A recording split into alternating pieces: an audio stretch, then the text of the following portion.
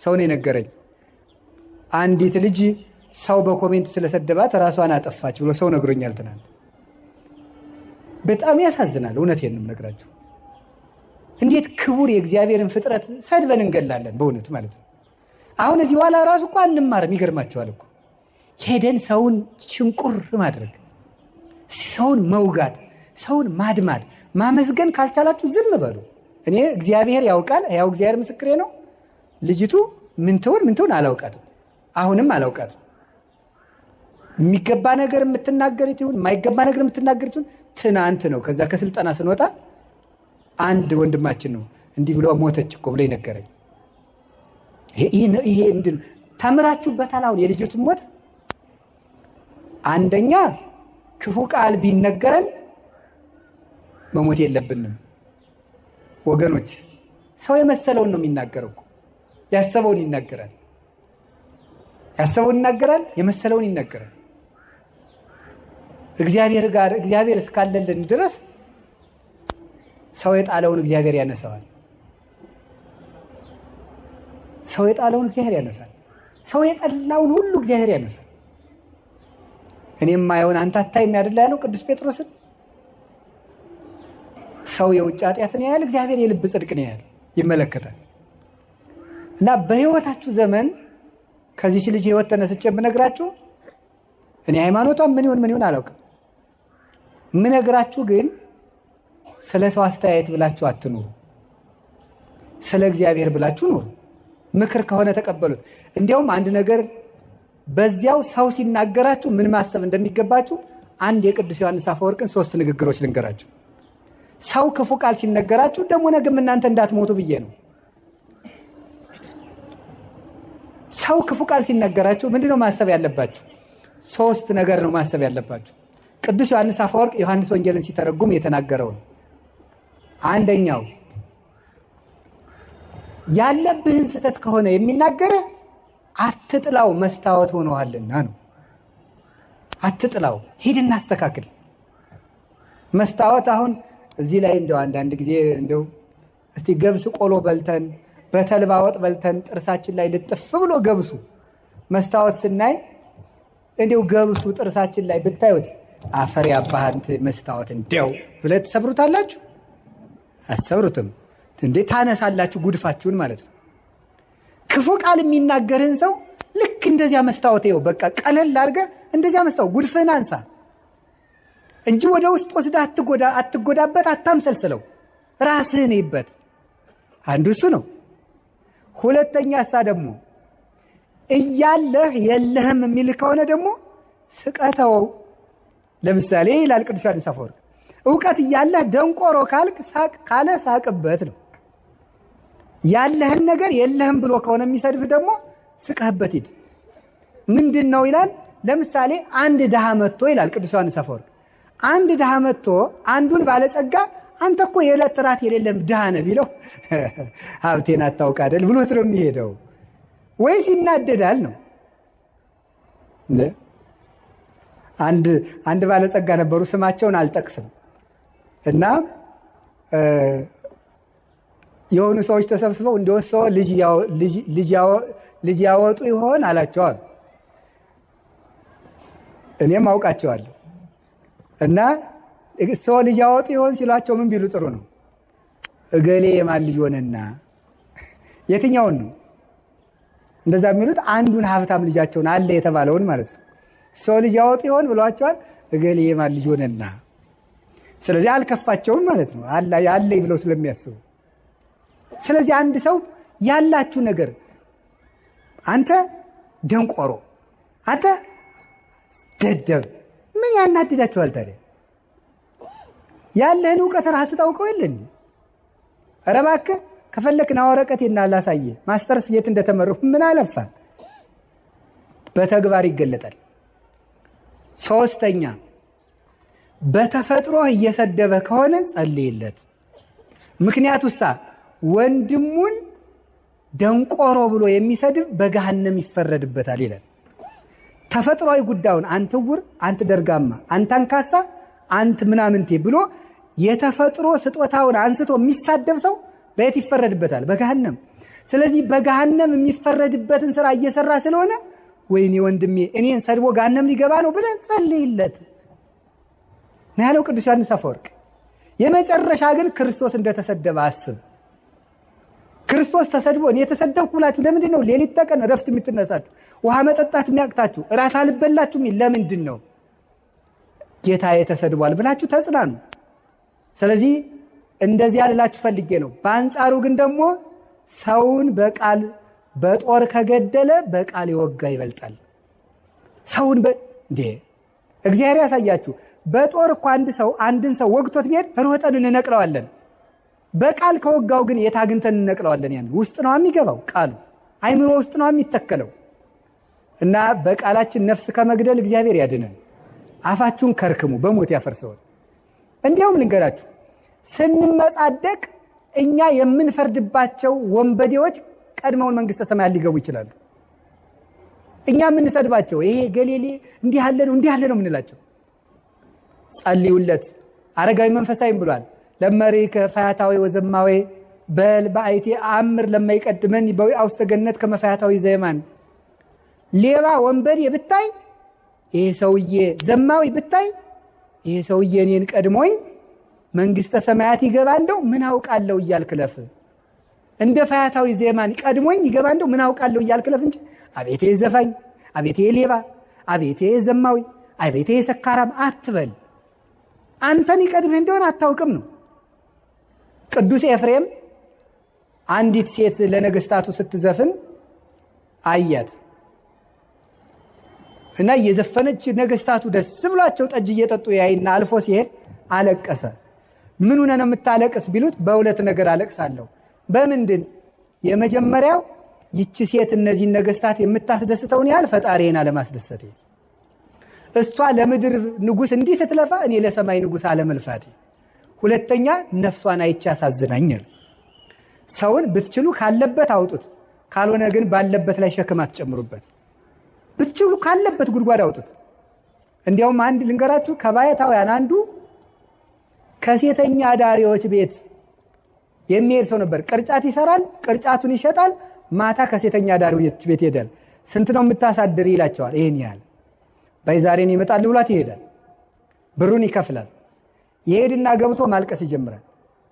ምን ሆነ ነው? መልክ ያስጠልቷል ትለዋለች። አላስጠላኝም። እና ምንድነው የሚያስለቅስህ? እንሞታለን። ከዚያ በኋላ አብራው ታለቅሳለች። ምን ላድርግ? ንስሐ ልግባ። ያችን ለንስሐ አባት ይሰጣና እሱ በመነገው ቅርጫት ይሰራል። እንዲሁ አንድ የመጽሐፍ መምህር ደግሞ ነበሩ። እሳቸው ደግሞ ምን አደረጉ ይባላል? ሴተኛ ዳሪዎች ጋር እየሄዱ የወር ደመወዛቸው ጥቂት ስለሆኑ የመጽሐፍ መምህር ናቸው። ጥቂት ስለሆነች ልጄ ስንት ነው የምታሳድሪ? በአንድ ቀን ይሄን ነው።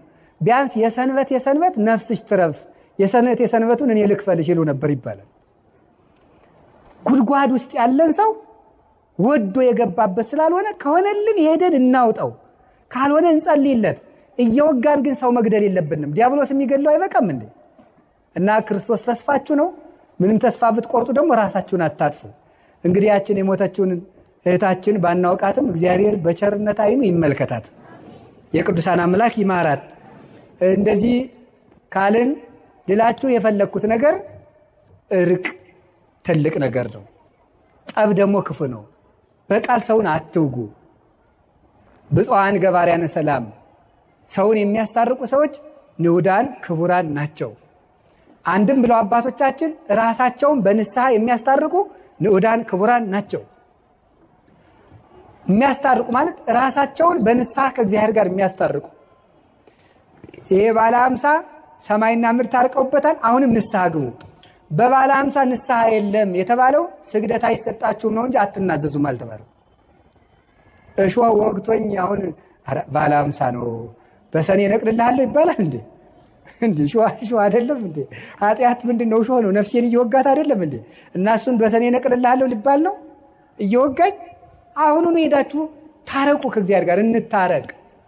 ኢትዮጵያ ምን ያስፈልጋታል ብትሉኝ፣ ከእግዚአብሔር ጋር መታረቅ። ኢትዮጵያ የሚያዋጣት እጇን ወደ እግዚአብሔር መዘርጋት። ከእግዚአብሔር ጋር ከታረቅን እግዚአብሔር ለግፈኞች ልብ ይሰጣል። እግዚአብሔር ክፉ ልብን ይመልሳል። ደም አፍሳሾችን እጃቸውን ይሰበስባል፣ አይምሯቸውን ያስተካክለዋል፣ ክፉ ምክራቸውን ወደ በጎ ይለውጣል። እኛ ከእግዚአብሔር ጋር ግን አንታረቅ። ካልታረቅን ታዲያ ምን እናገኛለን? አንታረቅና እንለምነው ምን ይገኛል? ምንም። ስለዚህ የእግዚአብሔር ቤተሰቦች ሕዝብ ሲከፋ እንደ ጨንገር ክፉ ሰዎችን ይጠቀማል እግዚአብሔር ይባላል። አሁን ከእግዚአብሔር ጋር ለመታረቅ ራሳችንን ወደ እግዚአብሔር እንመልስ። በማንም ላይ አንፍረድ። በማንም ላይ የመፍረድ ኃጢአትን እናቁም።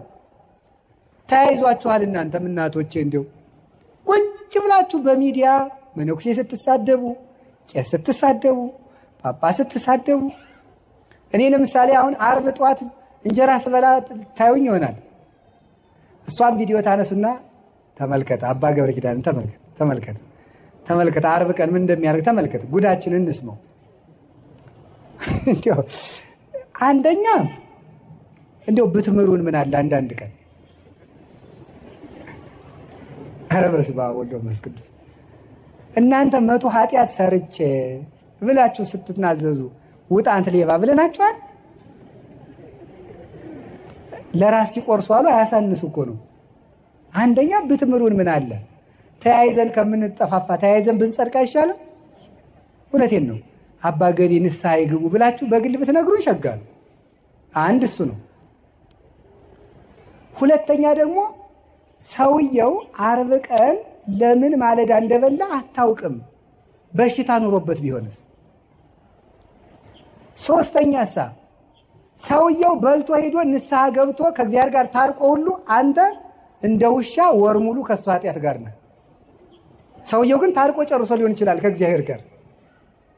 በጣም በጣም እኔ የምነግራቸው አሳፋሪ የሚያሰኝ ይሄ ነው። ራሳችንን ከእግዚአብሔር ጋር እናስታርቅ። እንመወቃቀሱን እንተወው። ሲኖዶሱ ነው፣ ቄሶቹ ናቸው፣ መነኮሳት ናቸው፣ ጥሩ አባታትን ዝም ብለን እንታረቅ። ግድ የላችሁ። አዎ እኛም እያጠፋን ነው። ጥሩ አባት አልሆናችሁም፣ ግን አብረን እናዲያ እግዚአብሔር ጋር እንታረቅ። ለእኛም ጸልዩልን፣ ለምኑልን። ጥሩ ሰው ካልሆንልን እኔ እንደው እውነት ለመናገር እንዴ አፄ ቴዎድሮስ ሲያስቀድሱ አሉት የተባለ አንድ ነገር አለና ሲያስቀድሱ ዲያቆኑ ጳውሎስን ትቶ ምን አነበባሉ? ኢዮብን። ቅዳሴ ላይ ኢዮብ አይነበብ እንግዲህ እግዚአብሔር ያሳያችሁ ማለት ነው። እና መርጦ ተዘጋጅቶባታል። ያው አፄ ቴዎድሮስ ቄስ ሲጨቁኑ አልነበረም? እና ምን አደረገ? አነግስ ብእሴ መደልዎ የሚለውን ያነባል። ጨካኝ ንጉሥ አነግሳለሁ ብሏል እግዚአብሔር የሚለውን ነው የሚያነበው ማለት ነው። እሳቸው እያስቀደሱ ነው ማለት ነው። ጨካኝ ንጉሥ አነግሳለሁ ብሏል እግዚአብሔር ይላል። እና ዝም ብለውታል። አልሰሙኝም መስሎት መልሶ አነግስ ብእሴ መደልዎ ይላል። ዝም። ሶስተኛም አነግስ ብእሴ መደልዎ አይ በይንተ ከህዝብ የሚለውን ጨምረው ስለ ህዝቡ ክፋት የሚለውን ጨምረው አለ። ስለ ህዝቡ ክፋት የሚለውን ጨምረው እስኪ በሉ ሁላችሁ ስለ ህዝቡ ክፋት የሚለውን ጨምረው ነው። ስለዚህ የእግዚአብሔር ሰዎች እንደው እንደ ጦር ጉሮሮ እንደ ፈረስ ጆሮ ተካክለን በድለናል።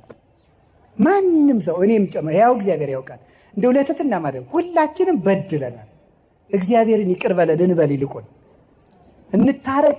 ራሳችንን አሁን ከዛሬ ጀምራችሁ ንስሐ አባት የሌላችሁ ንስሐ አባት ያዙ። ፈልጋችሁ ከእግዚአብሔር ጋር እንታረቅ። ከዚያሳ ከወንድማችን ጋር እንታረቅ። የምታየውን ሰው ሳትወድ የማታየውን እግዚአብሔር የት አይተህ ተወደዋለህ ይላል ዮሐንስ ሲራክ ሲናገር። እግዚአብሔር እንዴት ታውቀዋለህ? ከእግዚአብሔር ጋር እንታረቅ፣ ከወንድማችን ጋር እንታረቅ። ደግሞ ምን ይላሉ አባቶቻችን መልሰው ሲተረጉሙት? ሰውን ከእግዚአብሔር ጋር እንዳይጣላ የሚያስታርቁ ብፁዓን ናቸው ይላሉ። ከእግዚአብሔር ጋር እንዳይጣላ የሚያስታርቁ ማለት ገንዘብ አጥቶ ሌባ ከሆነ በዚች ነግድና አትስረቅ ብለው ከእግዚአብሔር ጋር ያስታርቁታል። አያችሁ፣ በንስሐ ብቻ እኮ አይደለም። አጥቶ ሌባ የሆነውን እንካ በዚች ስራ ከዚህ በኋላ ሌባ አትሁን ስትለው ከእግዚአብሔር ጋር ታስታርቀዋለህ። ልክ እንደ ንስሐ አባት ሆንከው እኮ ማለት ነው። ንስሐ አባትነትን አጠቁ። ከእግዚአብሔር ጋር የሚያስታርቅ ቄስም ብዙ ነው። ሰውን ከእግዚአብሔር ጋር የሚያስታርቅ ቄስ ብዙ ነው። ፈራጅ አትሁኑ፣ ቄስ አትጥሩ። እኔም አምላክን ቄስ አትጥሩ፣ ጥሩ አይደለም። እንደው ቄስ አትጥሉ። አያሳዝኗችሁም? እንደ እውነቴን ነው። 50 ዓመት 40 ዓመት መከራቸውን ጥረው ግረው ውሻ እየጮህባቸው ተምረው ሰዓታት ቆመው አድረው ማህሌት ቆመው አድረው መተው ከእናንተ እንደው አንድ ቀን እንጀራ በሉ ብላችሁ ታማላችሁ? ይኸው ቄሱ ሲጎርስ ይኸው እንትን ሲል በቲክቶክ እያወጣችሁ በፊት ምን ጉድ ናችሁ? እንደው እውነቴን ነው ማምላክ። የሰው ገመና እያወጣችሁ የእናንተን ገመና የሚያወጣ ይጥልባችኋል። እንዴት የሚበላን ሰው ቀርጾ ሰው እንዲህ በፍጹም ነውር ነው። ከኦርቶዶክስ አይጠበቅም። ሲለፋ ያደረ ቄስ ቢበላስ ነውር አይደለም? ነውር እኮ ነው። ሰው በሆድ ይፈረድበታል። ደሞስ የምትመጻደቁ ለምንድን ነው? እግዚአብሔር ለጅብ የሚሰጠውን እንጀራ ለቄስ መስጠት አቅቶት መሰላችሁ? ትጸድቁ እንደሆነ ብሎ ነው እንጂ። አህያን አብልቶ የሚያሰድር አምላክ፣ እባብን የሚመግብ አምላክ፣ ስቦ ውዱ ዘሳረረ ኩሉ ዓለም ባህቲ ቃል ብለው የሚጮሁለትን ወፎቹን እንዴት ይተዋቸዋል? ይሄ አለማወቅ ባይሆን የቄሱ አንዳንድ ችግር አለ፣ ከዚህ ያሉት አይደሉም እንጂ። አይ የቄሱ አንዳንድ ችግር በተለይ አሉ ነው እንግዲህ። ይሄም አሉ ነው። አዲስ አበባ ምን ተይዟል አሉ። አይመከራይ ምንድነው? ገብረ ሰላም እናብላችሁ ሲባል የምግቡን አይነት ማጣራት ተገቢ አይደለም። አልዘረዝረውም። ይሄን የነገሩኝ አንድ እናት ናቸው። የዛሬ 4 ዓመት አዲሱ ሚካኤል አግኝተውኝ እናንተ ቀዝቃዛ ውሃ የሰጠ መንግስተ ሰማያትን ይወርሳል ብላችሁ ታስተምራላችሁ። አሁን በባለ 50 ቄሶችን ቀዝቃዛ ውሃ ቀድቼ ብጠራቸው ይመጣሉ ወይ አሉኝ። እናት አይገርማችሁ? እነዚህ ይመጣሉ። ስለዚህ አሁን እኔ የምነግራችሁ እና መርጦ ንስሐ ልጅ መያዝ፣ ድሃውን ንስሐ አባት አልሆንም ማለት፣ ሀብታሞችን ቶሎ ቶሎ እያገኙ የድሃውን ስልክ አለማንሳት። እንዲያው ድንገት ከተፈጠረ ሜቢ ነው። ድንገት ከተፈጠረ ነው። እስካሁን አያረጉትም። ድንገት ከተፈጠረ ይችን እናስተካክል፣ እኛም ይችን እናስተካክል፣ እናንተም አትፍረዱ። አብልታችሁ መፍረድ ኧረ በጣም ከባድ እኮ ነው። አብርታ እያበላችሁ ቪዲዮ ማንሳት ሞኝ ናችሁ። እንዲህ አሁን እኔ መጥቼ ከእናንተ ቤት ስበላ ጉርስ ሳረግ ቪዲዮ ልትቀርጹኝ ነው?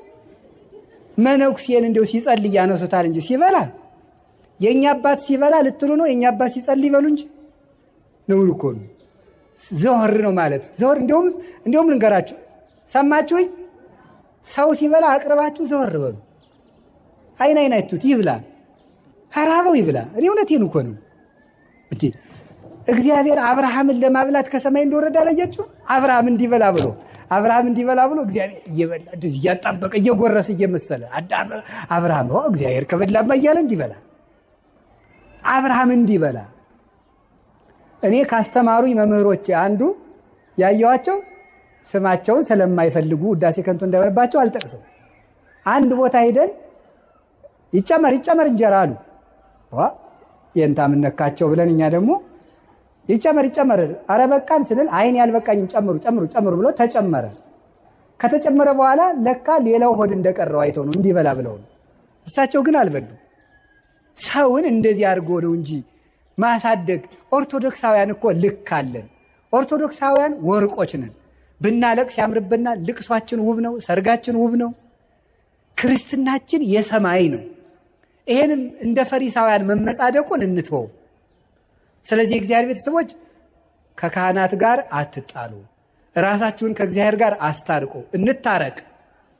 ቄስን ከእግዚአብሔር ጋር ሰውን ከእግዚአብሔር ጋር የሚያስታርቅ ቄስማ ብዙ ነው እንጂ ማምለክን 3 ክንድ ከስንዝር ቁመት ያለው ሰውዬ ጸልዮ ለምኖ ከፈጣሪው ጋር የሚያስታርቅ ከኢየሱስ ክርስቶስ ጋር የሚያገናኝ የክርስቶስን ስጋ በእጆቹ የሚፈትት ቡሩክ እኮ ነው ይሄ። አሁን ይህንን ቄስ ብፁዕ ነው ብለው ተርጉሞታል። የንስሐ አባት ብፁዕ ነው።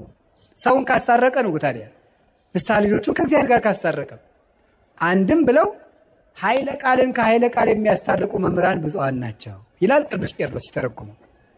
የተጣላ መጽሐፍ ቅዱስን የሚያስታርቁ ተጣልቶ የሚታያቸውን የመጽሐፍ ቅዱስ ኃይለ ቃል የሚያስታርቁ ብፁዓን ናቸው ይላል። ስለዚህ የእግዚአብሔር ቤተሰቦች የእግዚአብሔር ልጆች የሚባሉት ይሄን እርቅ የሚያደርጉ ናቸው። ብዙ ስለ እግዚአብሔር ልጅነት ላስተምር የፈለግኩት ብዙ ነበር፣ ይበቃኛል። በባለ 50 እስከ 6 ሰዓት ላጾማችሁ አልፈልግም። ስለዚህ መድኃኔ ዓለም የሚታረቅ ልብ ይስጠን፣ ታርቀን ደግሞ እሱ ይታረቀን፣ ይቅር ይበለን፣ በቃ ይበለን። መድኃኔ ዓለም ስለ ቅዱስ ተክለ ሃይማኖት ብሎ በኢትዮጵያ የሚፈሰውን የደም ጎርፍ ያቁምልን፣ ሰላም ያሳየን፣ የሰላም ብርሃን ይላክልን። በተዘጋ ቤት ላሉ ደቀ መዛሙርቱ የትንሣኤውን ብርሃንና ሰላም የሰጠ ጌታ ለሀገራችንም የፍቅር፣ የሰላም፣ የአንድነት ብርሃን ይላክልን። ስብሐት ለእግዚአብሔር። ይቆየ